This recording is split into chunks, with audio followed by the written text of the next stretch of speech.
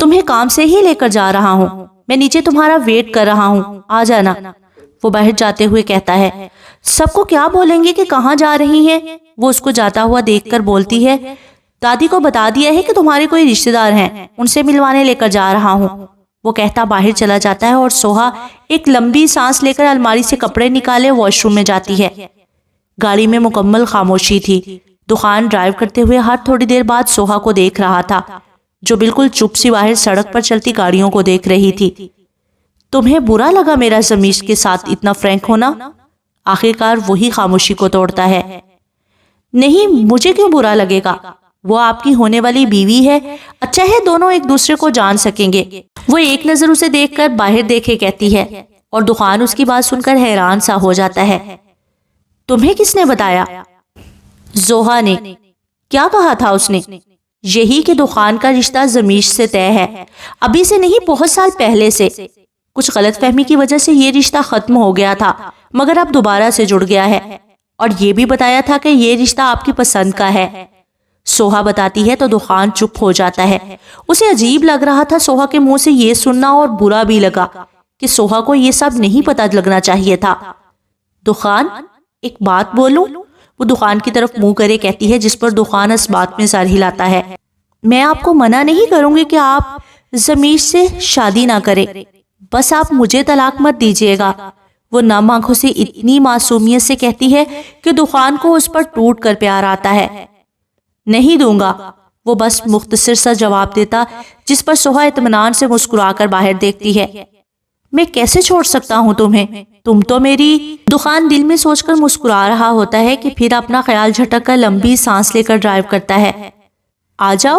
دخان گاڑی اپنے لاہور والے بنگلے میں روک کر سوہا کی سائڈ کا دروازہ کھولے اسے کہتا ہے، تو وہ اتر کر اس کے پیچھے چلتی ہے کہ لان میں دو چھوٹے چھوٹے خرگوش دیکھ کر مسکراتی ہوئی دخان کے پیچھے جانے کی بجائے ان کے پاس جاتی ہے۔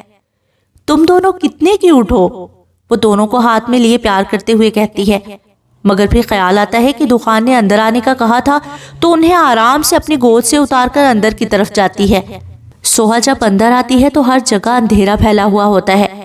وہ ماتھے پر بل ڈالے دخان کو آواز لگاتی ہے، دخان؟ وہ کہتی ہے کہ لاؤنج میں ایک ریڈ بلب جلتا ہے، پھر یلو چھوٹی چھوٹی لائٹوں سے پورا لاؤنج جگمگ کرنے لگتا ہے، جس پر سوہا حیرانگی سے آگے پیچھے دیکھتی ہے کہ یہ کیا ہو رہا ہے، اور پھر ایک دم ہی پورا لاؤنج روشنی سے نہا جاتا ہے، اور ساتھ ہی سوہا کے اوپر بہت سی گلاب کی پتیاں گرتی ہیں۔ سوہا اپنے اوپر پھول گرتے دیکھ مسکراتی ہوئی دونوں ہاتھ آگے کرے اوپر کی طرف دیکھتی ہے، اور پھر آگے آ کر لاؤنج کو دیکھتی ہے جسے بہت سے بلون سے سجایا ہوتا ہے۔ وہ سب دیکھ کر خوش ہو جاتی ہے اور حیران بھی۔ بار بار یہ دن آئے، بار بار دل یہ گائے۔ دخان ہاتھ میں گٹار لیے گاتا ہوا کمرے سے نکلتا ہے، جسے دیکھ سوہا خوشی سے اپنے منہ پر ہاتھ رکھ لیتی ہے۔ تم جیو ہزاروں سال، یہ میری ہے آرزو، happy birthday to you. اسے تو یاد ہی نہیں تھا کہ آج اس کا برتھ ڈے ہے، مگر دخان کو یاد تھا، اور اتنی اچھی طرح سے یاد تھا، اسے امید نہیں تھی کہ دخان اس کے لیے اتنا کچھ کرے گا۔ دخان، یہ سب… اسے خوشی کے مارے الفاظ ہی ادا نہیں ہوتے۔ آج تمہاری برتھ ڈے تھی تو سوچا کچھ اسپیشل کرتے ہیں۔ وہ اپنے گلے کی سائڈ سے گٹار اتار کر سائڈ پر رکھتا اس کے پاس آتا ہے۔ پسند آیا میرا سرپرائز؟ وہ سوہا کو دیکھ کر پوچھتا ہے۔ بہت زیادہ، مجھے تو یقین ہی نہیں آ رہا کہ آپ میرے ظالم ہمسفر ہیں، سوہا کہتی ہے تو دخان اسے گھورتا ہے، جسے دیکھ سوہا فوراً اپنے الفاظ پر غور کرتی ہے۔ سوری، میرے منہ سے نکل گیا، وہ کہتی ہے تو دخان مسکرا دیتا ہے۔ چلو آج تمہاری ہر خطا معاف، چلو آؤ کیک کٹ کرو۔ وہ سوہا کو ٹیبل کی طرف لے کر آتا ہے جہاں چاکلیٹ کیک اس کا منتظر تھا۔ سوہا کیک کٹ کر کے تھوڑا سا ٹکڑا اٹھا کر دخان کو کھلاتی ہے، تو بدلے میں دخان بھی اس کے ہاتھ سے کیک کا ٹکڑا لے کر اسے کھلاتا ہے۔ کیک اچھا ہے نا؟ دخان باقی بچا ہوا ٹکڑا خود کھا کر کہتا ہے تو وہ اس بات میں سر ہلاتی ہے۔ ہلکی ہلکی بارش ہو کر اب رک چکی تھی، سڑک مگر ابھی بھی گیلی تھی، جس پر دو ہمسفر قدم سے قدم ملا کر چل رہے تھے۔ لاہور کا موسم اب بہتر تھا، بارش کی وجہ سے گرمی تھوڑی کم ہو گئی تھی۔ مجھے تو یاد بھی نہیں تھا کہ میرا برتھ ڈے ہے، سوہا اس کے ساتھ چلتے ہوئے کہتی ہے۔ تم پہلے مجھ پر نظر تو رکھ لو، تب تمہیں کچھ یاد ہوگا نا؟ دخان پینٹ کی جیبوں میں ہاتھ ڈالے اس کے ساتھ چلتا ہوا کہتا ہے۔ اچھا دخان، ابھی آپ یہ سوچیں کہ میں روحان کی بہن نہیں دخان کی بیوی ہوں، تب آپ کا کیا خیال ہوگا میرے بارے میں؟ دخان کی بیوی ہی سمجھ کر اتنا کچھ کیا ہے، روحان کی بہن کو تو میں منہ بھی نہیں لگاتا۔ دخان طنزیہ مسکرا کر کہتا ہے، جس پر سوہا منہ بنا لیتی ہے۔ آپ سے تو بات کرنا ہی فضول ہے، تم کہنا کیا چاہ رہی ہو؟ وہ اس کی بات نہ سمجھتا کہتا ہے، میں یہ کہہ رہی ہوں کہ آج آپ یہ بتائیں کہ میں آپ کو کیسی لگتی ہوں، روحان کی بہن کی نظر سے دیکھ کر نہیں، دخان کی بیوی کی نظر سے دیکھ کر۔ وہ کہتی ہے تو دخان چلتا ہوا رک جاتا ہے اور اس سے ساتھ ہی سوہا بھی۔ تم؟ دخان ہنستا ہوا دوبارہ چل کر بات شروع کرتا ہے، تم میری زندگی کا سب سے خوبصورت حصہ ہو، تم بارش کی طرح مجھے پسند ہو، جیسے بارش ہر جگہ ہریالی کرتی ہے، اسی طرح تمہیں دیکھ کر میرا دل ہرا بھرا ہو جاتا ہے، تمہارا چہرہ دیکھ کر مجھے سکون ملتا ہے، تمہارے ساتھ آگے زندگی کا سوچنا میرا سب سے پسندیدہ مشغلہ ہے، سورج نکلنے سے پہلے سے لے کر غروب ہونے تک تم میرے ذہن میں رہتی ہو۔ خیر، مختصر سا کہتا ہوں کہ تم میری کائنات ہو، میرے جینے کی وجہ۔ وہ جب بات مکمل کر کے اسے دیکھتا ہے تو سوہا مسکراتے ہوئے اسے دیکھ رہی ہوتی ہے۔ دخان کی بیوی میرے لیے وہ موتی ہے جو ایک سمندر میں موجود سیپ کے اندر سے قسمت سے ملتا ہے، اور میں خوش قسمت ہوں کہ وہ دخان میں ہوں۔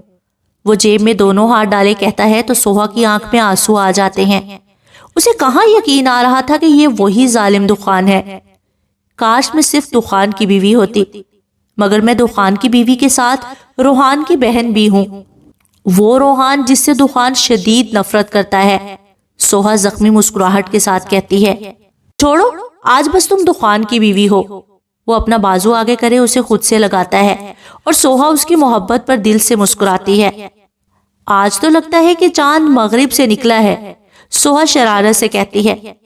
اپنا محاورہ درست کرو، چاند نہیں سورج ہوتا ہے، دخان اس کے غلط جملے پر کہتا ہے۔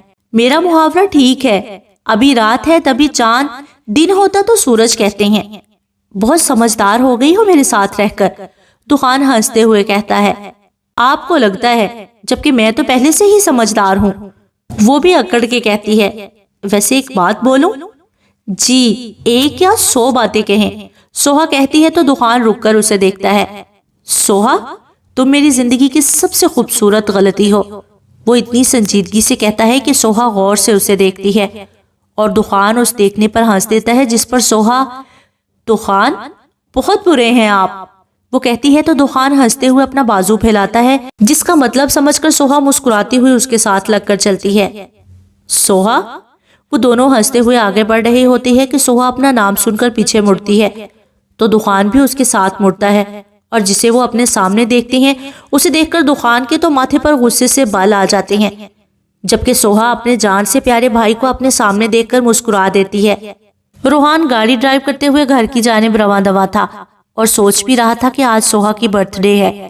پہلے ہر برتھ ڈے پر وہ ضد کر کے گفٹ لیتی تھی، اب نہ جانے دخان اسے گفٹ دیتا ہوگا کہ نہیں، اس کی طرح نخرے اٹھاتا ہوگا کہ نہیں۔ یہ سوچتے سوچتے اس کی نظر سڑک کے کنارے چلتے دو وجود پر پڑتی ہے جسے وہ غور سے دیکھتا ہے۔ سوہا، اسے سوہا کی تھوڑی سی جھلک دکھتی ہے، جس پر وہ گاڑی ان کی طرف موڑ لیتا ہے اور پھر کچھ فاصلے پر گاڑی روک کر اتر کر ان کے پیچھے جاتا ہے۔ سوہا، وہ مسکراتے ہوئے اسے آواز لگاتا ہے جس پر سوہا مڑتی اسے دیکھ کر مسکرا جاتی ہے، جبکہ دخان کے ماتھے پر بال آ جاتے ہیں۔ بھائی، سوہا خوشی سے اس کی طرف بڑھتی ہی ہے کہ دخان اس کا بازو سختی سے پکڑ لیتا ہے، جس پر سوہا رک کر دخان کو دیکھتی ہے۔ کوئی ضرورت نہیں ہے اس کے پاس جانے کی، دخان روحان کو خونخوار نظروں سے دیکھ کر کہتا ہے۔ دخان، پلیز بس ایک بار ملنے دے، وہ اپنے بازو سے اس کا ہاتھ ہٹاتے ہوئے کہتی ہے جس میں وہ ناکام ہی ہوتی ہے۔ سوہا، تم ادھر آؤ، کوئی ضرورت نہیں ہے اسے ڈرنے کی، روحان غصے سے دخان کو دیکھے کہتا ہے۔ تم اپنی بکواس بند کرو اور تم چلو میرے ساتھ۔ وہ روحان کو جھڑکتا اسے اپنے ساتھ آگے لے کر بڑھتا ہی ہے کہ سوہا اسے ایک جھٹکے میں اپنا ہاتھ چھڑوا کر روحان کے پاس جاتی ہے۔ سوہا، اگر تم نے ایک قدم بھی آگے بڑھایا تو تمہارے لیے اچھا نہیں ہوگا، وہ اسے غصے سے کہتا ہے تو سوہا وہیں رک کے پیچھے مڑے اسے دیکھتی ہے۔ سوہا، اس کی بات نہ سنو، اپنے بھائی کے پاس آؤ، میں کب سے تمہیں دیکھنے کے لیے بے چین ہوں، روحان کہتا ہے اور وہ اس کی طرف دیکھتی ہے۔ وہ اب دونوں کے بیچ میں کھڑی تھی، جہاں ایک طرف شوہر تھا تو دوسری طرف بھائی۔ وہ دونوں کو دیکھتی ہے اور پھر کچھ ہی دیر میں وہ فیصلہ کر لیتی ہے کہ اسے کہاں جانا ہے۔ وہ ایک نظر دخان کو دیکھ کر روحان کے پاس جا کر اس کے گلے لگ جاتی ہے، اور دخان کا تو یہ سب دیکھ کر ہی خون کھولتا ہے کہ سوہا نے اس کی بات کو رد کر دیا۔ تم ٹھیک ہو؟ یہ تمہیں مارتا تو نہیں ہے؟ روحان اسے خود سے الگ کرے اس کے چہرے کو ہاتھوں کے پیالے میں لے کر پیار سے پوچھتا ہے، جس پر سوہا نفی میں سر ہلاتی ہے۔ نہیں بھائی، سوہا تم میرے ساتھ چلو، ہم کورٹ میں جا کر خلا لے لیں گے۔ نہیں بھائی، میں دخان کے ساتھ خوش ہوں۔ وہ روحان کی بات پر نفی کرتی ہے، ایک نظر دخان کو دیکھ کر کہتی ہے، جو غصے سے اسے ہی دیکھ رہا ہوتا ہے۔ وہ تو دکھ ہی رہا ہے کہ کتنا خوش ہو۔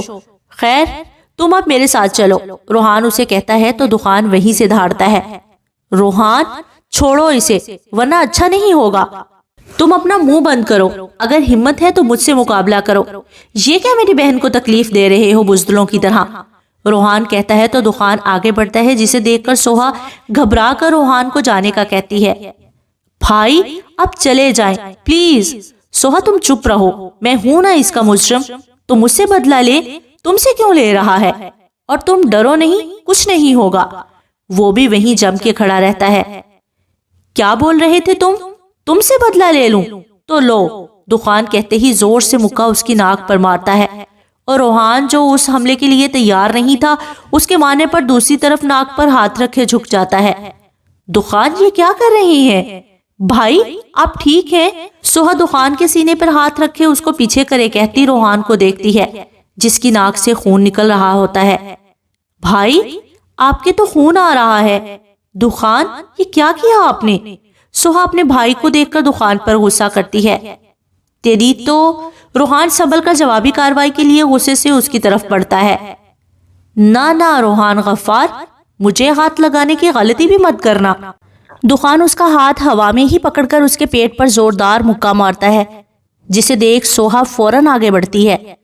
چھوڑے میرے بھائی کو، وہ اس کا ہاتھ پکڑے کہتی ہے تو دخان اپنا ہاتھ اس سے چھڑواتا ہے، جس سے یہ ہوتا ہے کہ سوہا پیچھے جا گرتی ہے، اور روحان سوہا کو گرتا دیکھ دخان کے منہ پر زوردار مکہ مارتا ہے۔ سوہا دونوں میں ہاتھا پائی بڑھتی دیکھ اٹھ کر ان دونوں کے بیچ میں آ کر کھڑی ہو جاتی ہے۔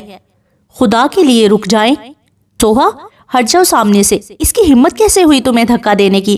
روحان دخان کو دیکھ کر غصے سے اس کی طرف بڑھتا ہے تو سوہا روحان کا ہاتھ پکڑ لیتی ہے، جبکہ دخان انگلی کی پور سے اپنے ہونٹوں سے خون صاف کرتا ہے۔ اب تمہیں اپنے سوال کا جواب مل جانا چاہیے روحان غفار۔ دخان دونوں ہاتھ پینٹ کی جیب میں ڈالے مسکراتے ہوئے کہتا ہے، جبکہ ہونٹ کے کونے سے ہلکا سا خون بھی رس رہا ہوتا ہے۔ روحان اور سوہا اس کی بات پر ناسمجھی سے اسے دیکھتے ہیں۔ کیا ہوا؟ اتنی جلدی بھول گئے؟ ابھی تو تم نے کہا تھا کہ تم میری بہن کو کیوں تکلیف دیتے ہو؟ تمہارا مجرم تو میں ہوں نا؟ وہ باقاعدہ اس کی نقل اتار کر کہتا ہنستا ہے۔ تم کہنا کیا چاہ رہے ہو؟ روحان اسے ہنستا دیکھ غصے سے کہتا ہے، اب دیکھو میں نے تمہیں 2 بار مارا مگر تم مجھے مار نہیں سکے۔ تمہاری بہن کو دھکا کیا دیا؟ تم نے میرا ہونٹ ہی پھاڑ دیا۔ اس کا مطلب یہ ہوا نا کہ تمہیں خود سے زیادہ بہن کی چوٹ پر تکلیف ہوتی ہے۔ دخان میں تمہیں زندہ گاڑ دوں گا اگر میری بہن کو کچھ بھی کیا۔ روحان اس کی بات کا مطلب سمجھ کر کہتا ہے، جس پر دخان ہنس دیتا ہے، اور سوہا فکر مندی سے کبھی روحان تو کبھی دخان کو دیکھتی ہے۔ سالے صاحب تم بس دیکھتے جاؤ کہ اب میں کرتا کیا ہوں۔ دخان کہتا سوہا کا بازو زبردستی پکڑے اسے اپنے ساتھ گھسیٹتا ہے۔ دخان چھوڑو میری بہن کو۔ روحان اس کے پیچھے جاتا ہے مگر دخان اس کی سنے بغیر سوہا کو پکڑے غصے سے گاڑی کی فرنٹ سیٹ کا دروازہ کھولے اسے زور سے اندر بٹھاتا خود ڈرائیونگ سیٹ سنبھالتا ہے۔ دخان چھوڑ دے میری بہن کو۔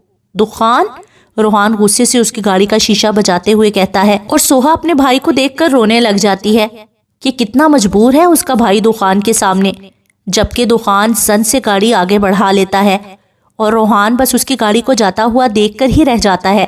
دخان غصے میں گاڑی کی سپیڈ تیز کرے ہر گاڑی کو پیچھے چھوڑ رہا تھا، جبکہ 2 سگنل بھی توڑ چکا تھا، اور سوہا بیچاری بس زیر لب کلمہ ہی پڑھ رہی تھی اور دعا کر رہی تھی کہ خیریت کے ساتھ گھر پہنچ جائے۔ آخرکار سوہا کی دعا قبول ہو ہی جاتی ہے۔ دخان گاڑی بنگلے میں روک کر گاڑی سے اترتا، سوہا کی سائڈ کا دروازہ کھولے شدید غصے سے اس کا بازو پکڑے باہر نکلتا، بغیر گاڑی کا دروازہ بند کرے اندر کی طرف لے کر جاتا ہے۔ دخان مجھے درد ہو رہا ہے، وہ اپنا ہاتھ چھڑواتے ہوئے کہتی ہے، جس پر دخان رک کر، اور جو مجھے درد ہوا دخان دھاڑتے ہوئے کہتا ہے تو سوہا ڈر کے آنکھیں بند کر لیتی ہے۔ میں نے تمہیں منع کرا تھا نا کہ مت جاؤ اس کے پاس، تو کیوں گئی؟ بولو۔ اس کا غصہ اور آواز تیز سے تیز تر ہوتی جا رہی تھی۔ وہ بھائی ہیں میرے، مجھے، وہ اسے گھبراتے ہوئے اٹک اٹک کے کہتی ہے۔ بھائی؟ مائی فٹ۔ اب دیکھو میں جو تمہارے ساتھ کروں گا، بھائی کیا تمہیں تو ماں باپ سب بھول جائیں گے، بس تمہیں جو شخص یاد رہے گا وہ میں ہوں گا، دخان کہتا اسے کمرے کی جانب لے کر جاتا ہے۔ دخان کیا کریں گے آپ؟ دخان معاف کر دیں، دخان پلیز۔ سوہا اس کے ساتھ گھسٹتی ہوئی مسلسل یہی بول رہی تھی اور دخان تو جیسے سن ہی نہیں رہا تھا۔ تمہیں کس چیز سے ڈر لگتا ہے؟ وہ ایک سٹور نما کمرے کے سامنے رک کر اسے پوچھتا ہے، جس پر سوہا نہ سمجھی سے اسے دیکھتی ہے۔ مطلب تمہیں کس چیز سے ڈر لگتا ہے؟ اب کی بار دخان دھاڑتا ہوا کہتا ہے، جس سے سوہا کی آنکھ میں آنسو آ جاتے ہیں۔ چپ، چھپکلی سے، وہ ڈرتے ہوئے اور روتے ہوئے کہتی ہے، جس پر دخان کے چہرے پر شیطانی مسکراہٹ آ جاتی ہے۔ آج کی پوری رات تم ان کے ساتھ گزارو گی، دخان کہتا ہی سٹور کا دروازہ کھولے سوہا کو اندر دھکا دیتا، جس سے سوہا زمین پر جا گرتی ہے۔ دخان ایسا نہ کریں۔ سوہا اٹھ کر اس کے پاس آتی ہے کہ دخان فوراً دروازہ بند کر کے باہر سے لاک لگا لیتا ہے اور سوہا دروازہ ہی پیٹتی رہ جاتی ہے۔ دخان آپ نے مجھے ڈرانے کے لیے ایسا کہا تھا نا، کوئی چھپکلی نہیں ہے ادھر۔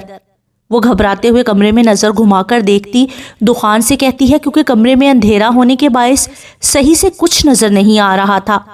نہیں، میں کیوں تم سے جھوٹ کہوں گا، رکو، ابھی دکھ جائے گی تمہیں کہ تم اکیلی نہیں ہو، تمہارے ساتھ رات گزارنے کے لیے سہیلیاں بھی موجود ہیں۔ دخان اس کی آواز سن کر باہر کے سوئچ بورڈ سے ایک بٹن دباتا ہے تو یک دم ایک پیلا بلب جل اٹھتا ہے۔ بلب کی روشنی جیسے ہی ہوتی ہے تو سوہا جو دروازے کے پاس کھڑی ہوتی ہے فوراً نظر گھما کے اپنے پیچھے کمرے کو دیکھتی ہے، جہاں اسے کوئی چھپکلی نظر نہیں آتی۔ وہ ابھی سکھ کا سانس لیتی ہی ہے کہ اسے اپنے پاؤں میں کچھ رینگتا ہوا محسوس ہوتا ہے، جس پر وہ گھبرا کر جیسے ہی نیچے دیکھتی ہے تو اس کی جان اس کے لبوں پر آ جاتی ہے۔ اس کے پاؤں پر 2 موٹی موٹی چھپکلیاں چڑھ رہی تھی اور 4 مزید چھپکلیاں اس کی طرف بڑھ رہی تھی، جنہیں دیکھ کر وہ چیخ مار کر اپنا پیر جھاڑتی ہے۔ دخان خدا کا واسطہ دروازہ کھول دیں، دخان میں یہاں مر جاؤں گی، دخان۔ وہ زور زور سے دروازہ بجاتے ہوئے دخان سے فریاد کرتی ہے، مگر وہ ڈھیٹوں کی طرح باہر جیب میں ہاتھ ڈالے کھڑا اس کی چیخ سن رہا ہوتا ہے۔ میں نے منع کیا تھا نا تمہیں کہ مت جاؤ اس کے پاس، تو تم کیوں گئی تھی پھر؟ دخان سخت لہجے میں کہتا ہے تو سوہا اپنا سر دروازے پر ٹکا کر پھوٹ پھوٹ کر روتی ہے۔ دخان دروازہ کھول دے۔ اس کی نظر دوبارہ چھپکلی پر جاتی ہے تو دخان کو پھر کہتی ہے، جس پر دخان بیزار سا منہ بنا کر وہاں سے ہٹ کر لاؤنج میں لگے صوفے پر آ کر بیٹھتا ہے۔ پلیز ہٹ جاؤ۔ سوہا روتے ہوئے سائڈ سے ایک ڈنڈا اٹھا کر ایک چھپکلی کو پیچھے کرتی ہے، مگر وہ پیچھے ہونے کی بجائے اس ڈنڈے پر چڑھنے لگتی ہے۔ اس پر سوہا گھبرا کر ڈنڈا دور پھینکتی ہے۔ ایک تو سٹور بھی اتنا چھوٹا تھا اور اوپر سے اتنا فالتو سامان، اب وہ کیا کرتی؟ تبھی اسے ایک کونے میں ایک پرانا سا صوفہ دکھتا ہے، جسے دیکھ سوہا وہاں جا کر اس صوفے پر چڑھ کے دونوں پاؤں اوپر کر کے سہم کر بیٹھ جاتی ہے۔ سوہا کی آواز نہ سنتا دیکھ دخان ماتھے پر بل ڈالے دروازے کی طرف دیکھتا ہے۔ سوہا ابھی سکون سے بیٹھی ہوتی ہے کہ صوفے میں سے ایک چوہا نکل کر سوہا کی گود میں آ کر بیٹھتا ہے، جس پر سوہا کی چیخ بلند ہوتی ہے، جسے سن کر دخان دوبارہ صوفے پر ٹیک لگا کر بیٹھ جاتا ہے۔ دخان پلیز دروازہ کھول دے، یہاں چوہے بھی ہیں۔ دخان اب کبھی نہیں ملوں گی بھائی سے، نہ بات کروں گی، پلیز۔ سوہا روتے ہوئے دروازہ پیٹتے ہوئے اس سے منت کرتی، جس پر دخان کوئی رد عمل دیے بغیر ایک سگریٹ نکال کر اسے ہونٹوں سے لگاتا لائٹر کی مدد سے جلاتا ہے۔ دخان کھول دے دروازہ، مجھے بہت ڈر لگ رہا ہے، سوہا چھپکلیوں کو دیکھ کر کہتی ہے، جس پر دخان ایک کش لگاتا ہنس دیتا ہے۔ میں نے منع بھی کیا تھا آپ کو کہ مت جائیں اس کے پاس، اب دیکھیں کتنی تکلیف ہو رہی ہے آپ کو، کشف روحان کی ناک پر ٹیوب لگاتے ہوئے کہتی ہے۔ وہ ذلیل پتہ نہیں سوہا کے ساتھ کیا کرے گا۔ روحان غصے سے کشف کا ہاتھ ہٹا کر کہتا ہے، کچھ نہیں ہوگا سوہا کو، آپ۔ کشف اپنی بکواس بند کرو، تم تو یہی کہو گی نا، کیونکہ تمہارا کوئی ہے جو نہیں، اگر تمہارا بھی کوئی بہن بھائی ہوتا تو تمہیں میرا درد محسوس ہوتا۔ روحان، کشف صدمے سے کہتی ہے، مجھے تم پر یقین نہیں رہا، مجھے پتا ہے کہ تمہیں رابعہ کے بارے میں کچھ تو ضرور پتا ہے۔ روحان اسے دیکھ کر کہتا ہے، روحان آپ مجھ پر شک کر رہے ہیں؟ کشف روتے ہوئے اس کو کہتی ہے، مجھے شک نہیں یقین ہے کہ اس کے پیچھے ضرور تمہارا ہاتھ ہے۔ روحان، ماما بابا، آپ لڑ کیوں رہے ہیں؟ کشف ابھی روحان کو کچھ کہتی ہی ہے کہ صفا کمرے میں آ کر پوچھتی ہے، جس پر روحان ایک نظر کشف کو دیکھ کر صفا کے پاس آتا ہے۔ نہیں بیٹا، ہم لڑ نہیں رہے، آپ ابھی تک سوئی نہیں؟ وہ کہتا ہوا اسے پوچھتا ہے۔ نہیں بابا، مجھے نیند نہیں آ رہی تھی، میں نے آپ دونوں کے ساتھ سونا ہے، صفا کہتی ہے تو روحان مسکرا کر اسے گود میں اٹھائے بیڈ پر لے آتا ہے۔ اب سو جاؤ، میں بھی سو رہا ہوں، روحان اس کے ساتھ لیٹ کر اسے کہتا ہے۔ ماما، آپ نہیں سوئیں گی؟ صفا کشف کو دیکھ کر کہتی ہے جو بیڈ کے سائڈ ٹیبل سے چیزیں سمیٹ رہی ہوتی ہے۔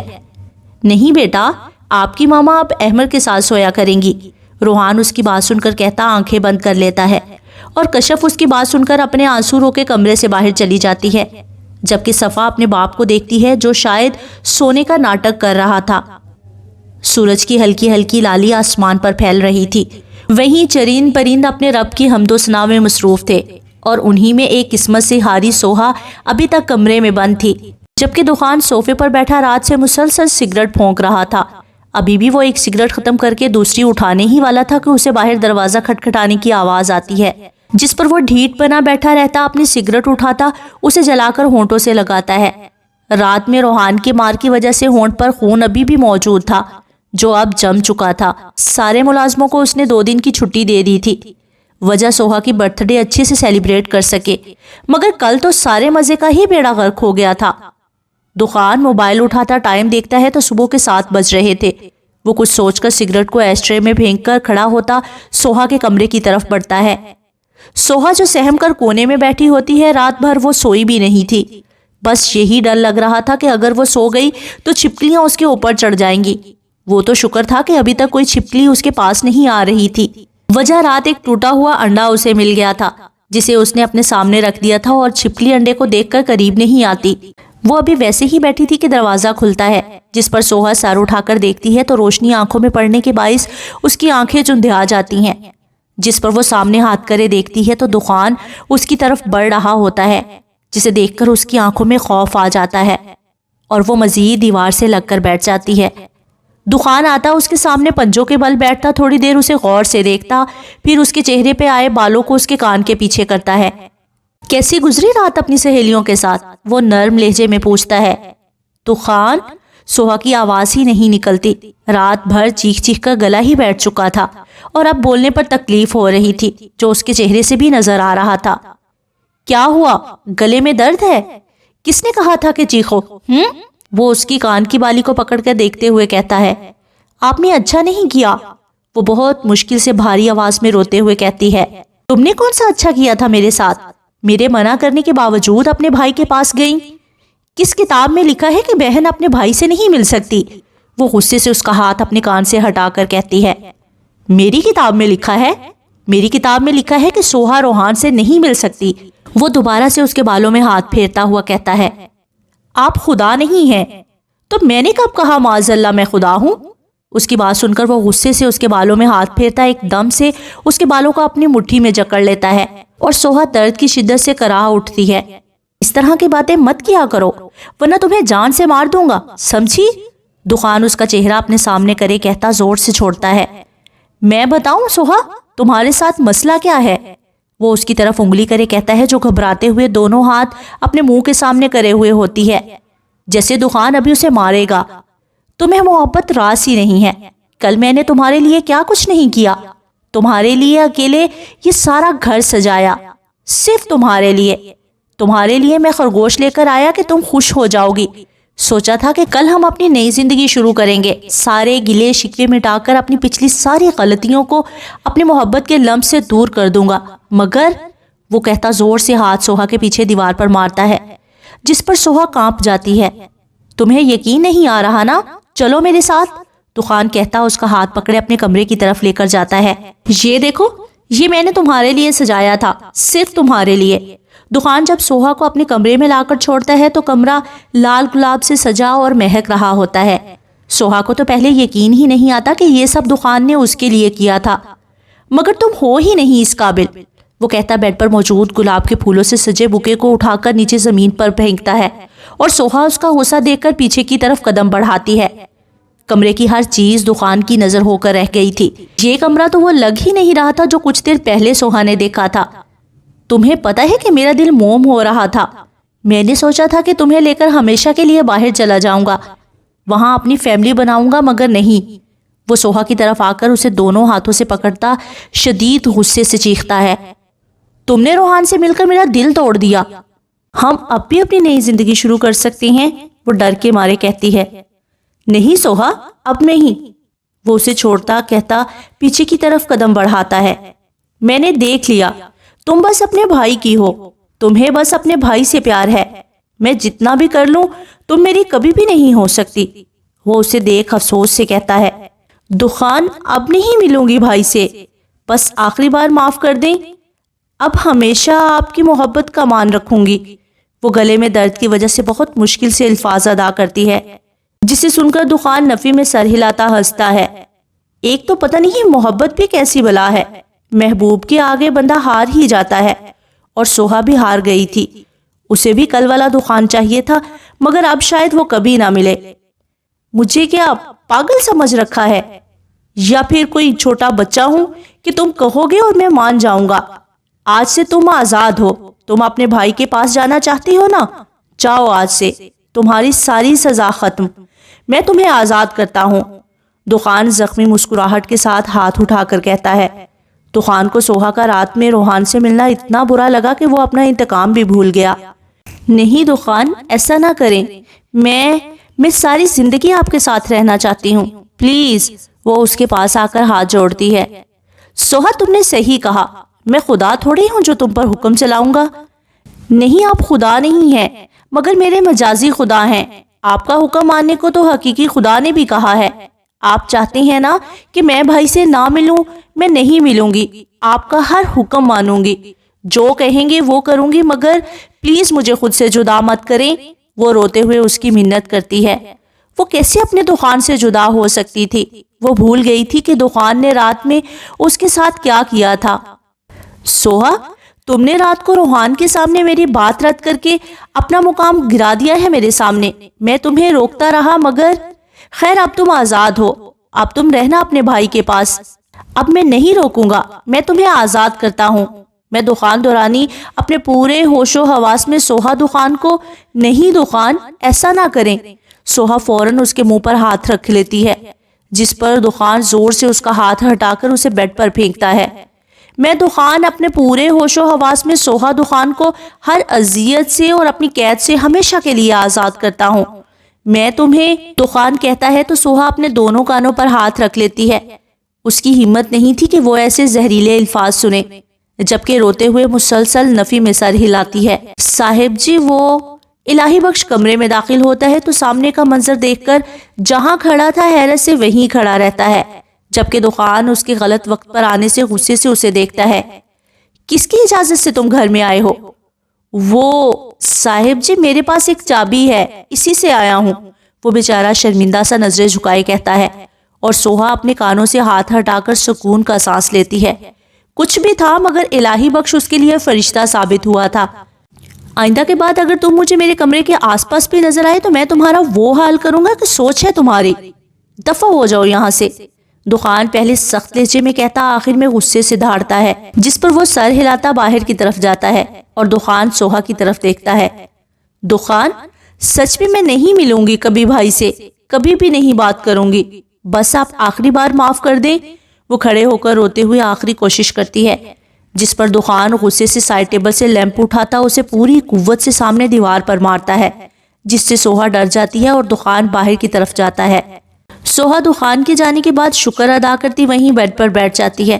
وہ ابھی ویسے ہی بیٹھی کچھ سوچ رہی ہوتی ہے کہ اسے اپنے پاؤں پر کچھ چلتا ہوا محسوس ہوتا ہے، جس پر وہ گھبراتے ہوئے جیسے پاؤں دیکھتی ہے تو وہاں کچھ نہیں ہوتا۔ رات کا خوف اب بھی اس پر حاوی تھا۔ دخان، برباد کر دیا مجھے۔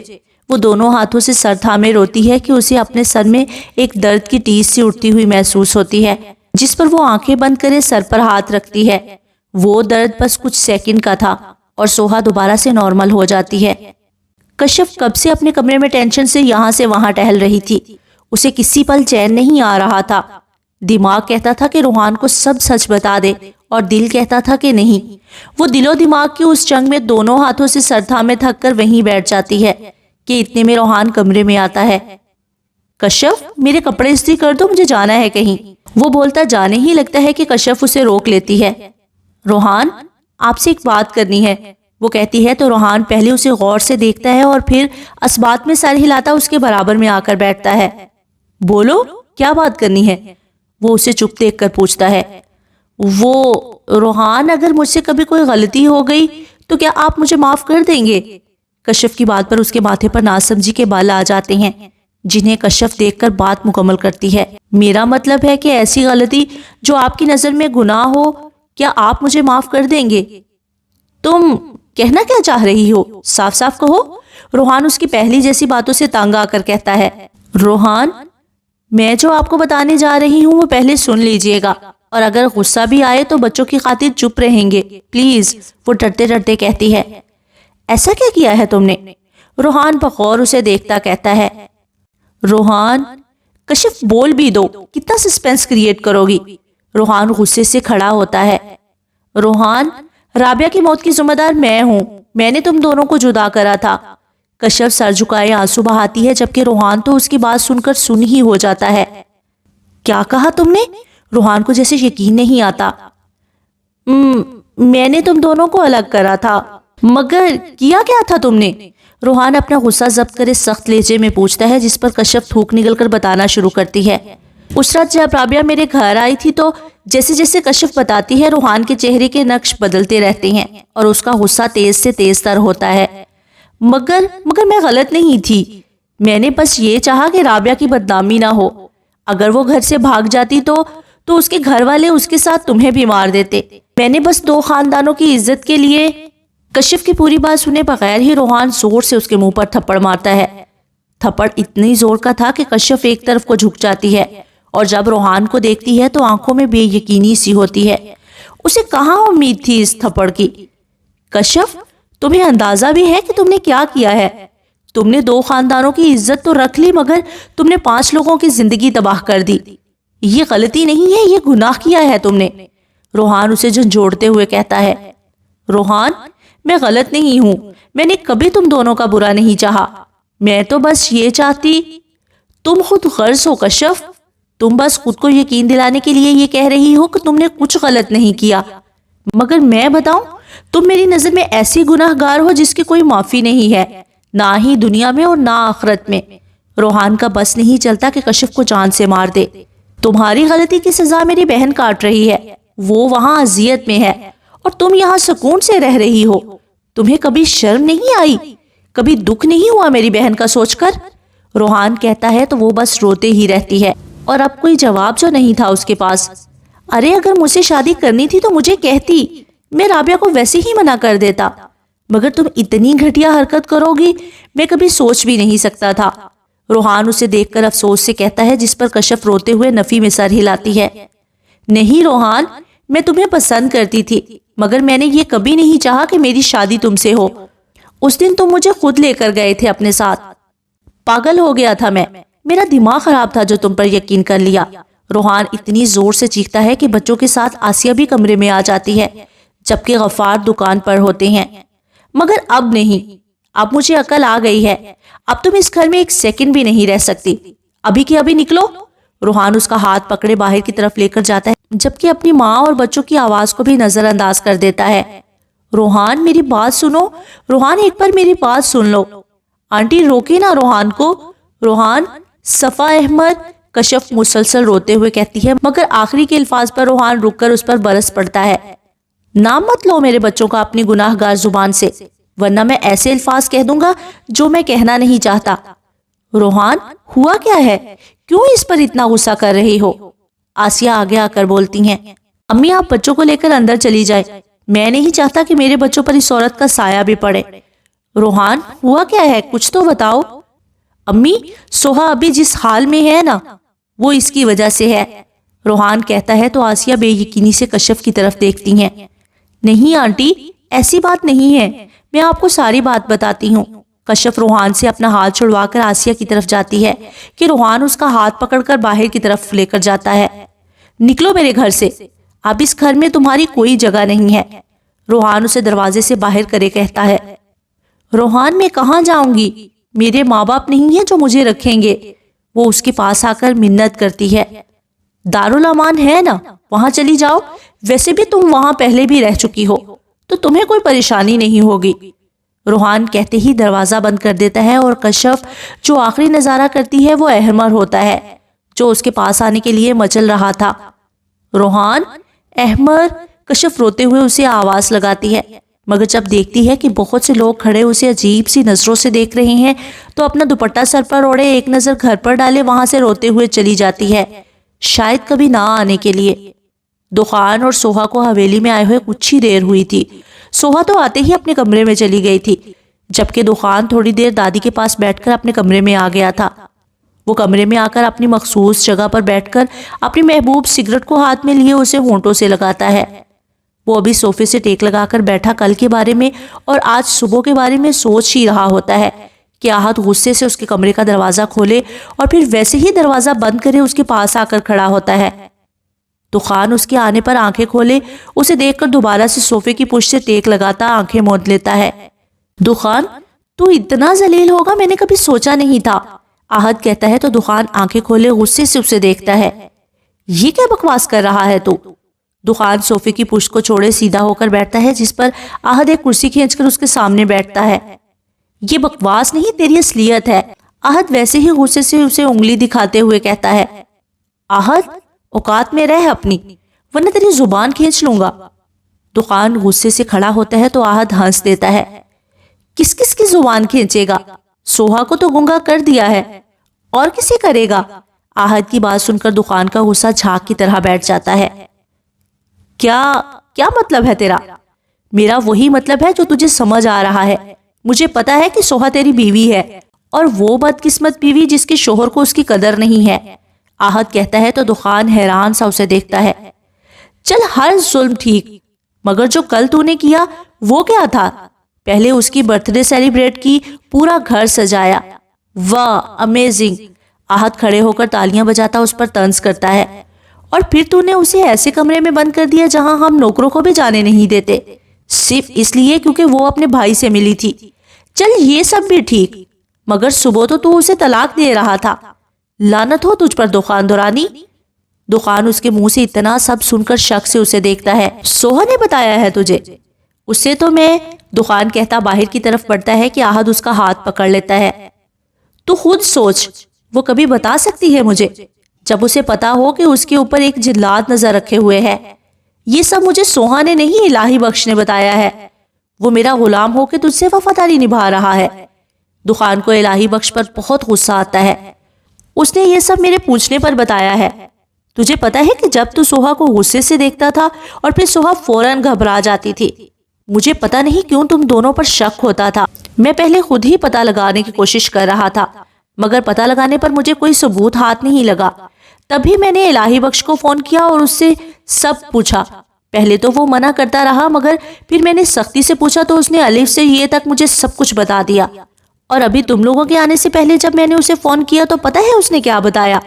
آہت غصے سے اسے دیکھ کر پوچھتا ہے، جس پر وہ بھی چہرہ اٹھائے اسے دیکھتا ہے۔ ہاں الہی بخش، سوہا اور دخان آئے ہیں وہاں، خیریت تو ہے؟ آہت فون کان سے لگائے کہتا ہے۔ نہیں چھوٹے صاحب، کوئی خیریت نہیں ہے، الہی بخش کی فکر مند سی آواز گونجتی ہے، جس پر آہت بھی ٹینشن میں آ جاتا ہے۔ مطلب صاحب جی، جب میں گھر آیا تو ایسا لگا کہ گھر میں کسی کی سالگرہ ہے، مگر پھر دیکھا کہ نیچے کیک گرا ہوا ہے، اور جب اوپر سے سوہا اور صاحب جی کی آوازیں سنی تو میں فوراً اوپر کی طرف بھاگا اور میں نے چھپ کر ان کی ساری باتیں سن لی، مگر جب صاحب جی سوہا کو طلاق دینے لگے تو مجبوراً مجھے وہاں جانا پڑا، اور اب جب وہ دونوں چلے گئے ہیں تو میں نیچے آیا ہوں تو دیکھا سٹور کا دروازہ کھلا ہے۔ اندر گیا تو سارا سامان الٹ پلٹ پڑا تھا، جیسے کسی نے بیٹھنے کی جگہ بنائی ہو۔ آہت اپنی اور الہی بخش کی بات بتا کر دخان کا منہ دیکھتا جو اسے ہی دیکھ رہا تھا۔ یہ میرا اور اس کا معاملہ ہے، تو یا کسی کو بھی بولنے کا کوئی حق نہیں ہے، دخان کہتا بیٹھ جاتا ہے۔ دخان، نہ کر ایسا، مت دے اس کو تکلیف، یہ نہ ہو کہ ایک دن تجھے پچھتانا پڑے۔ آہت افسوس سے کہتا ہے، جسے سن کر وہ ہنس دیتا ہے۔ پچھتاؤں گا، اور وہ بھی میں؟ دماغ خراب ہے کیا تیرا؟ رابعہ کا بدلہ لے کر مجھے بہت سکون ملتا ہے۔ دخان، تو کچھ نہیں جانتا، تو 5 سال ہمارے ساتھ نہیں تھا، رابعہ نے بھی اچھا نہیں کیا تھا، اور جو باتیں ہمیں پتہ ہے وہ… او شٹ اپ، میرے سامنے میری بہن کو برا بول رہا ہے۔ دخان غصے سے کھڑا ہو کر کہتا ہے، میں برا نہیں، ٹھیک کہہ رہا ہوں۔ تو رابعہ کی وجہ سے ایک ایسی لڑکی کو تکلیف دے رہا ہے جو تجھ سے محبت کرتی ہے، جو تیری ہر اذیت چپ چاپ ہو کر سہ لیتی ہے۔ احد بھی غصے سے کہتا ہے، احد یہاں سے دفع ہو جاؤ ورنہ بلا وجہ تیری اور میری لڑائی ہو جائے گی۔ دخان اس کی باتوں سے تنگ آ کر کہتا ہے، میں دفع تو ہو جاؤں گا، مگر ایک بات تجھے بتا دوں دخان دورانی، ایک دن تو تڑپے گا سوہا کے لیے۔ دیکھنا وہ ایک دن تجھ سے بہت دور ہو جائے گی، ایک دن آئے گا جب وہ تجھ سے شدید نفرت کرے گی اور تو روئے گا اس کے لیے۔ تو اپنے لیے اس کی نظر میں نفرت دیکھ کر روئے گا، اور جب اسے تیرے آنسوؤں کی بھی قدر نہیں رہے گی، اور دیکھنا ایسا ہوگا، میں بھی یہی ہوں اور تو بھی یہی ہے۔ احد غصے سے کہہ کر کمرے سے چلا جاتا ہے اور دخان کو جیسے چپ سی لگ جاتی ہے۔ میں کیوں رونے لگا اس کے لیے؟ روئے گی تو وہ… دخان خود سے کہتا مسکراتا ہوا صوفے پر بیٹھ جاتا ہے اور اپنی جلی ہوئی سگریٹ کو اٹھا کر ہونٹوں سے لگاتا صوفے کی پشت سے ٹیک لگا کر آنکھیں موند لیتا ہے۔ سوہا اپنے کمرے میں بیٹھی اپنے کپڑے تہہ لگا رہی ہوتی ہے۔ وہ کپڑوں کو تہہ لگائے ہوئے رات کے بارے میں سوچ ہی رہی ہوتی ہے کہ بانو بھی اس کے کمرے میں آ کر جلدی سے دروازہ بند کرے اس کے پاس آتی ہیں، جس پر وہ انہیں حیرانگی سے دیکھتی ہے۔ کیا ہوا بانو بھی؟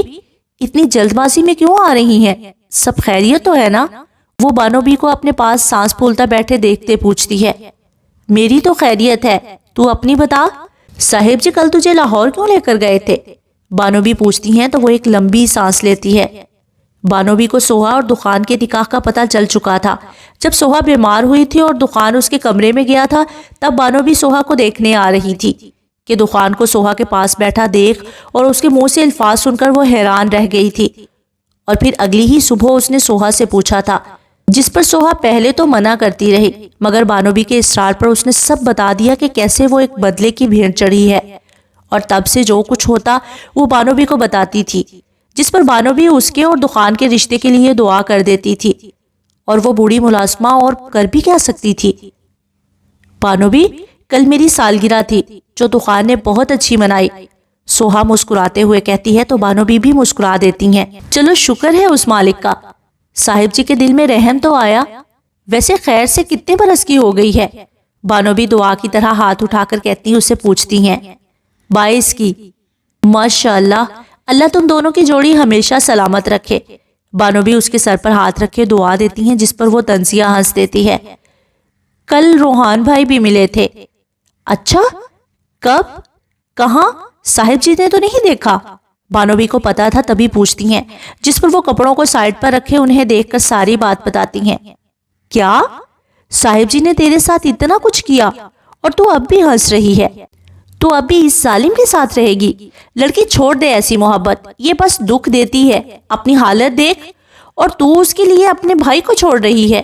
بانو بھی اس کے مسکرانے پر غصے سے کہتی ہیں، جس پر وہ بانو بھی کو دیکھ کر کپڑے اٹھائے الماری کی طرف جاتی ہے، جبکہ مسکان اب بھی موجود تھی اس کے ہونٹوں پر۔ کس نے کہا کہ میں اپنے بھائی کو چھوڑ رہی ہوں؟ میں نہیں چھوڑ رہی، میں نے ویسے ہی کہا تھا دخان کو، وہ مجھ سے جھوٹ بول کر نکاح کر سکتی ہیں، میں جھوٹ بول کر نکاح جوڑ نہیں سکتی۔ سوہا الماری کا پٹ بند کرتی بانو بھی کے پاس آ کر بیٹھتی ہے۔ وہ تو ٹھیک ہے سوہا، مگر اپنی زندگی خراب مت کر بیٹا، چھوڑ دے اسے انسان کو جسے تیری قدر نہیں۔ تو جوان ہے، ابھی پوری زندگی پڑی ہے، خوبصورت بھی ہے اور معصوم بھی، تجھے تو کوئی بھی مل جائے گا۔ مگر بانو بھی، وہ میرا ظالم ہم سفر تو نہیں ہوگا نا؟ بانو بھی کی بات پر وہ ہنستے ہوئے کہتی ہے، مجھے لگتا ہے کہ تو پاگل ہو گئی ہے، تبھی ایسی بہکی بہکی باتیں کر رہی ہے۔ اچھا، سوہا ان کی بات سنے بس یہی جواب دیتی ہے، سوہا مت کر اس سے محبت۔ بانو بھی، نہیں ہے مجھے اب اس سے محبت، نفرت ہے اب مجھے دخان سے۔ کب تک محبت نبھاتی؟ کب تک محبت کے نام کو دخان کے ساتھ جوڑ کر ذلیل کرتی؟ اب بس ختم محبت، اب نہیں ہے مجھے دخان سے محبت۔ اب جو لفظ ہوتا ہے نا ایک نفرت، اب کل سے میں اسے وہ محسوس کر رہی ہوں۔ تو پھر تو اس کے سامنے اتنے ترلے کیوں ڈال رہی تھی؟ کیوں نہیں لی پھر اسے طلاق؟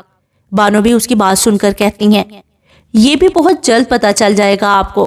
خیر ابھی آپ دعا کریے گا مجھے کبھی دخان سے محبت نہ ہو، بلکہ ایک دعا یہ کریے گا کہ مجھے دخان سے شدید نفرت ہو جائے. کل جو کچھ دخان نے میرے ساتھ کیا ہے نا، اس سے مجھے نفرت ہو گئی ہے، اور دعا کریے گا کہ میں ہمیشہ اپنی نفرت میں قائم رہوں. وہ خود ہی کہتی کھڑی ہوتی ہے کہ سر میں دوبارہ وہی صبح والا درد اٹھتا ہے، جس سے وہ واپس بیٹھ جاتی ہے. کیا ہوا؟ تو ٹھیک تو ہے؟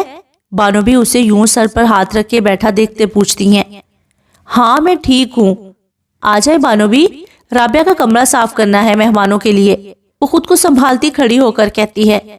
نہیں، پہلے تو میرے ساتھ چل. بانو بھی اس کی چادر اٹھا کر اسے دیتی ہیں، جسے وہ ناسمجھی سے دیکھتی ہیں. کہاں؟ ڈاکٹر کے پاس. یہ درد بعد میں نقصان دہ ہوتا ہے. نہیں، میں نہیں جا رہی، میں ٹھیک ہوں. وہ فوراً سے اپنا ہاتھ چھڑوا کر کہتی ہے. ٹھیک ہے، پھر میں جا کر بڑی بیگم صاحبہ سے کہتی ہوں، وہی تجھے کہیں گی. بانو بھی کہتی باہر کی طرف جاتی ہیں تو مجبوراً سوہا ان کا ہاتھ پکڑ لیتی ہے. اچھا میں چلتی ہوں، آپ دادی کو نہ کہیں. وہ دوبارہ سے چادر اوڑھتی ان کے ساتھ کمرے سے باہر جاتی ہے. اگر وہ دادی کو بتاتی تو مطلب پوری حویلی کو پتا چلتا. ڈاکٹر جو عمر میں 34 سے 36 سال کے لگ رہے تھے، سوہا ان کے سامنے بیٹھی ٹیبل پر رکھی پین کو دیکھ رہی تھی، اور ڈاکٹر کب سے سوہا کی رپورٹ پڑھ رہے تھے، جبکہ بانو بھی فکر مندی سے ڈاکٹر کو دیکھ رہی تھی. بالآخر ڈاکٹر رپورٹ پڑھ کے اپنا چشمہ اتار کر سامنے ٹیبل پر رکھتے ہیں، اور دونوں ہاتھوں کو آپس میں ملا کر سامنے ٹیبل پر رکھے سوہا سے مخاطب ہوتے ہیں. سوہا، آپ کو پتہ ہے کہ آپ کو کیا بیماری ہے؟ ڈاکٹر پوچھتے ہیں تو وہ سر اٹھا کر انہیں دیکھ کر مسکراتے ہوئے اس بات میں سر ہلاتی ہے. پھر بھی آپ ریلیکس ہیں، حیرت ہے مجھے آپ پر. ڈاکٹر حیرت سے بولتے ہیں. کیا بیماری ہے اسے؟ بانوی کو جب کچھ سمجھ نہیں آتا تو پوچھ ہی لیتی ہیں، جس پر ڈاکٹر سوہا کو دیکھتے ہیں جو نفی میں سر ہلاتی ہے، جس پر ڈاکٹر ایک گہری سانس لے کر ان کی طرف متوجہ ہوتے ہیں. انہیں برین ٹیومر ہے، مطلب ان کے دماغ میں رسولی ہے. کیا؟ اس سے مگر زیادہ فکر کی بات نہیں ہے، کیونکہ یہ ابھی کچھ مہینے پہلے ہی ان کے دماغ میں پیدا ہوئی ہے. ابھی ان کا علاج دوائیوں سے ممکن ہے. ڈاکٹر کہتے ہیں تو بانوبی کو تھوڑا حوصلہ ہوتا ہے. میں کچھ میڈیسن لکھ رہا ہوں، آپ نے روز لینی ہے، ایک دن کا بھی لاغا نہیں کرنا، اور نہ ہی کوئی ٹینشن لینی ہے. ڈاکٹر پرچی لکھتے ہوئے کہتے ہیں، جس پر وہ اس بات میں سر ہلاتی ہے. اور پلیز اپنی بیماری کو سیریس لیں، ورنہ یہ موت کا ذریعہ بھی بن سکتی ہے. آپ خوش قسمت ہیں جو آپ کو پہلے پتا چل گیا، ورنہ لوگوں کو تو آخری سٹیج پر آ کر پتا چلتا ہے. ڈاکٹر اسے پرچی دیتے ہوئے کہتی ہیں، جس پر وہ اس بات میں سر ہلاتی کھڑی ہوتی ہے. سوہا، تجھے کب پتا چلا اس بیماری کا؟ بانو بھی باہر آ کر پوچھتی ہیں. جب بارش میں بے ہوش ہو گئی تھی تب ڈاکٹر نے میرے ٹیسٹ کیے تھے، جس کی رپورٹ کسی نے نہیں پڑھی تھی، یہاں تک کہ ڈاکٹر نے خود بھی نہیں. مگر کچھ ہفتے پہلے میں نے وہ رپورٹ پڑھ لی تھی، تب مجھے پتا چلا کہ مجھے یہ بیماری ہے. وہ ان کے ساتھ چلتی ہوئی کہتی ہے. صاحب جی سے طلاق نہ لینے کا مقصد یہ تھا، اور اگر یہ تھا تو اس سے انہیں کیا فرق پڑے گا؟ بانو بھی کہتی ہیں تو وہ مسکرا دیتی ہے. اس سے انہیں کوئی فرق نہیں پڑے گا، مگر مجھے پڑے گا. وہ کہتی آگے کی طرف چلتی ہے، جبکہ بانو بھی اس کی بات کو نہ سمجھ کر اس کے پیچھے جاتی ہیں. سوہا بانو بھی کے ساتھ ریسٹورنٹ میں بیٹھی جوس کے گلاس کو دیکھتی، اس پر ہلکے ہلکے ہاتھ پھیر رہی تھی، جبکہ بانو بھی کب سے اس کے بولنے کی منتظر جوس کا گلاس ختم کر چکی تھی. بالآخر ایک طویل خاموشی کے بعد سوہا ایک گہری سانس لے کر بولنا شروع کرتی ہیں. جب دخان سے میرا نکاح ہوا، مجھے اس وقت بھی ان میں کوئی دلچسپی نہیں تھی، مگر پھر دخان کی محبت، وہ کہتی طنزیہ ہنستی ہے. اوہ سوری، جھوٹی محبت دیکھ کر ان کی محبت پر یقین آ گیا تھا. میں سوچتی تھی کہ یہ بندہ میرا شوہر ہے تو اس میں کیا گناہ ہے کہ میں ان کے ساتھ کہیں بھی جاؤں. مگر دخان کی ایک بات اچھی تھی، کبھی انہوں نے میرے ساتھ کوئی ایسی ویسی حرکت نہیں کی جس سے میری بدنامی ہو، اور مجھے ان کی یہی بات اچھی لگتی تھی. تبھی میں بھی ان سے سچی محبت کرنے لگی. مگر قسم سے میری محبت سچی تھی، اس میں کوئی کھوٹ نہیں تھا. وہ کہتی بانوبی کو ایسے بتاتی ہیں جیسے یقین دلانا چاہتی ہو، جس پر بانوبی اس بات میں سر ہلاتی ہے. پھر جب مجھے پتا چلا کہ یہ نکاح، یہ محبت تو ایک بدلہ تھا، اس میں دور دور تک کہیں سچائی تھی ہی نہیں، مگر پھر بھی پتہ نہیں اس وقت مجھے ان سے نفرت نہیں ہوئی. وہ کہتی نظر اٹھا کر بانوبی کو دیکھتی ہے.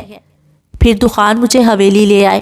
میں سمجھی تھی کہ حویلی والے بھی دخان کی طرح ہوں گے، مگر نہیں، وہ بالکل دخان سے مختلف ہیں. وہ دخان کی طرح دو چہرے نہیں رکھتے، سب بہت اچھے ہیں. خیر میں بھی کیا لے کر بیٹھ گئی. وہ آخر میں کہتی نیم سا مسکرا دیتی ہے اور پھر ایک دم ہی اس کی آواز بھاری ہو جاتی ہے۔ کبھی کبھی میں سوچتی ہوں کہ کیوں میں نے دخان سے محبت کی، کیوں ان کی جھوٹی محبت پر آنکھیں بند کرے یقین کرا۔ کاش اس وقت میں ان کی جھوٹی اور فرضی محبت اور خوشیوں کو سمجھ جاتی تو آج یوں برباد نہیں ہوتی، آج یوں بیٹھی خود کو کوس نہیں رہی ہوتی۔ مجھے اب خود پر بھی غصہ آتا ہے، دل کرتا ہے کہ خود کو مار لوں، بے رحمی سے ختم کر دوں ساری یادوں کو جو دخان کے ساتھ گزاری تھی۔ وہ روتے ہوئے کہتی ہے جبکہ بانو بھی دکھ اور نام آنکھوں سے اس بدقسمت کو دیکھتی ہیں جسے دخان نے برباد کر دیا ہے۔ آپ نے پوچھا تھا نا کہ میں نے دخان سے طلاق کیوں نہیں لی، جبکہ میں اس سے اب نفرت بھی کرنے لگ گئی ہوں۔ وہ سنبھلتے ہوئے اپنے آنسو صاف کرے بانو بھی سے پوچھتی ہیں، جس پر وہ اس بات میں سر ہلاتی ہے۔ مجھے دخان سے نفرت ہو گئی ہے مگر پوری طرح سے نہیں ہوئی، لیکن محبت اب نہیں ہے۔ وہ آخر میں بتا بھی دیتی ہے کہ کہیں بانو بھی محبت نہ سمجھے۔ مجھے کچھ سمجھ نہیں آ رہا سوہا کہ تو کہنا کیا چاہ رہی ہے۔ ایک جگہ تو کہہ رہی ہے کہ محبت نہیں ہے اور ایک جگہ کہتی ہے کہ نفرت پوری طرح سے نہیں ہوئی، مطلب اس بات کا؟ بانو بھی کو واقعی اس کی بات بالکل سمجھ نہیں آ رہی تھی۔ بانو بھی، نفرت کی 3 سیڑھیاں ہوتی ہیں، اگر ان تینوں کو چڑھ جاؤ نا تو نفرت شدید ہو جاتی ہے، مگر میں ابھی بس 2 چڑھ سکی ہوں۔ وہ ان کی بات پر مسکرا کر کہتی ہے جسے بانو بھی اب بھی نہیں سمجھ پاتی، مگر وہ پھر سے وضاحت کرتی ہے۔ نفرت کی پہلی سیڑھی میں ہمیں اس شخص کی باتوں سے، اس کے ساتھ گزارے ہر لمحے، ہر شام سے نفرت ہو جاتی ہے جو مجھے ہو گئی ہے۔ مجھے دخان کے ساتھ گزارے ہر لمحے سے نفرت ہے اب۔ وہ نفرت سے یہ بات کہتی ہے۔ پھر آتی ہے نفرت کی دوسری سیڑھی جس میں ہم اس شخص کے ساتھ رہنا بھی پسند نہیں کرتے۔ ہمیں نفرت ہوتی ہے جب وہ شخص ہمارے سامنے ہوتا ہے، اور میں بھی دخان کے لیے یہی محسوس کرتی ہوں۔ تیسری اور آخری سیڑھی میں ہمیں اس شخص کے نام سے بھی نفرت ہوتی ہے جس پر میں ابھی نہیں پہنچی، اور شاید جب تک پہنچوں اس وقت اس دنیا میں ہی نہ رہوں۔ وہ زخمی سا مسکرا دیتی ہے۔